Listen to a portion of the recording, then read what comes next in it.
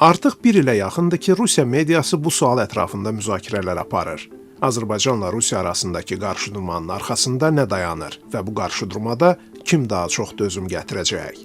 Əslində Rusiyanın müstəqil və hökumət yönlü mediasını monitorinq eləyib. Rusiyanın müstəqil mediasının və ekspertlərinin dəyərləndirməsinə görə iki prezident arasında gərginliyin aradan qalxmasında iqtisadi maraqlar əsas rol oynayıb və onlar bu qarşıdurmadan İlham Əliyevin uduşlu çıxdığı qənaətindədir.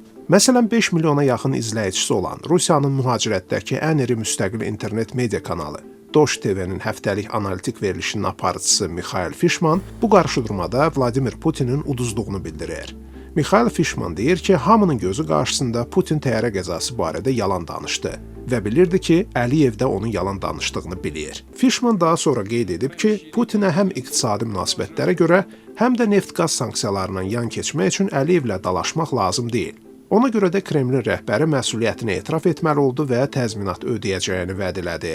Fishman əlavə eləyib ki, bu qarşıdurmadan uduşlu çıxan Əliyev isə həm Kremldən müstəqilliyini, həm də Putin rejiminin ümumi zəifliyini nümayiş etdirdi. Siyasi elmlər namizədi İvan Preobrazhenski isə hesab edir ki, resursların tükənməsi və iqtisadi problemlər Kremlin başçısını geri addım atmağa məcbur etdi.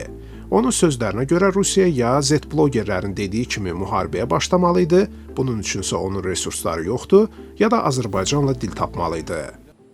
Politoloq həmçinin ehtimal eləyir ki, Bakı-Moskva qarşıdurmasında daha çox dözümlülük göstərən Əliyevə Amerikan və Türk tərəfdaşlarının müvafiq siqnal göndərmələri də mümkündür. Çünki onlara Rusiya ilə Azərbaycan arasında konstruktiv münasibətlərin olması lazımdır.